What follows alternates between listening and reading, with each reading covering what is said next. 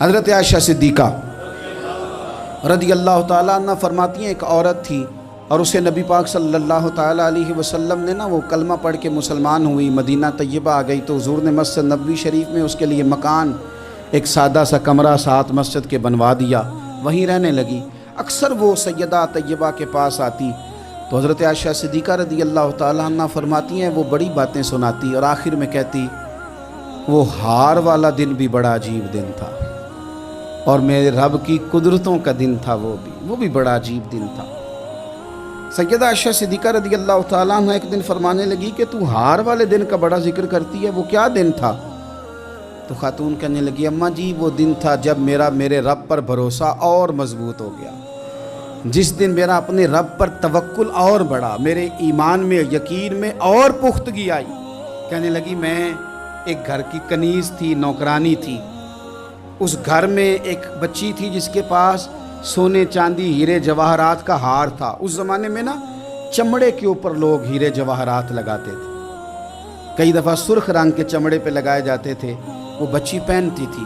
تو کہتی ہیں بچی کے اس نے اتار کے رکھا یا اس سے گرا وہ ہار تو چیل اسے اٹھا کے لے گئی گوشت سمجھ کے اور میرے سامنے اٹھا کے لے گئی۔ گھر والوں نے مجھ سے پوچھا، یہ بخاری میں موجود ہے، گھر والوں نے پوچھا مجھ سے کہ وہ ہار کہاں ہے تو میں نے کہا چیل اٹھا کے لے گئی۔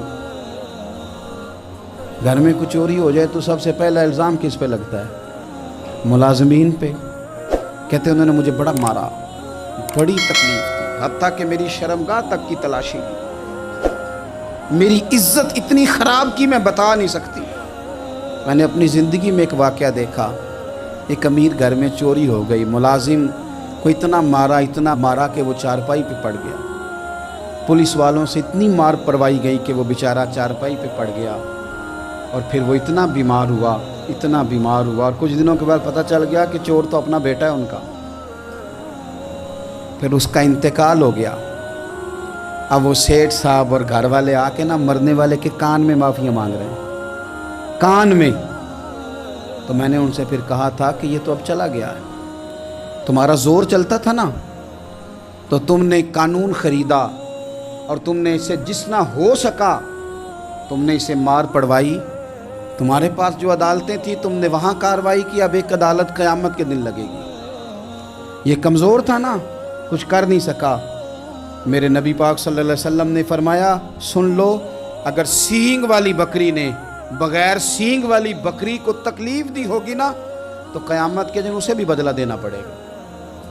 کہ تیرے پاس سینگ تھے اور تو نے اسے مارا تھا۔ وہ خاتون عرض کرتی ہے سیدہ عائشہ کی خدمت میں کہ مجھے بڑا مارا، مجھے تکلیف دی، میں کہہ رہی تھی کہ میرے سامنے چیل لے گئی ہے پر وہ نہیں مان رہے تھے، اماں جی انہوں نے مجھے بڑا مارا۔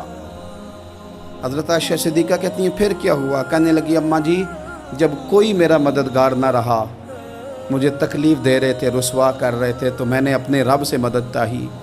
میرے رب کی طرف میں نے توجہ کی، میں نے کہا مالک اب تو ہی میرا مددگار ہے۔ کہتی ہے وہ مجھے مار رہے تھے تو وہ چیل جو ہار لے گئی تھی وہی لے کے واپس آ گئی اور ہمارے سروں کے قریب لا کے اس نے جب اس ہار کو پھینکا وہ مجھے چھوڑ کے سائیڈ پہ ہوئے، وہ میری بے گناہی جان گئے، لیکن آپ کو بتاؤں اس دن سے میرا اپنے رب پر یقین اور بڑھ گیا۔ مجھے سمجھ آ گئی کہ جب انسان پورا ٹوٹ جاتا ہے اور جب کوئی چاروں جانب اس کا مددگار نہیں ہوتا تو رب تو ہوتا ہے نا، اللہ تو اس کا مددگار ہوتا ہے نا، وہ تو پھر اپنے اس بندے کی مدد کرتا ہے نا، پھر وہ تو توانائی دیتا ہے نا، وہ تنہا نہیں چھوڑتا، وہ تو آنسوؤں والوں کے آنسوؤں پہ بڑا کرم فرماتا ہے، وہ تو قسم پرسی میں آ جاتا ہے، اس کی رحمت بڑھ کے استقبال کر لیتی ہے۔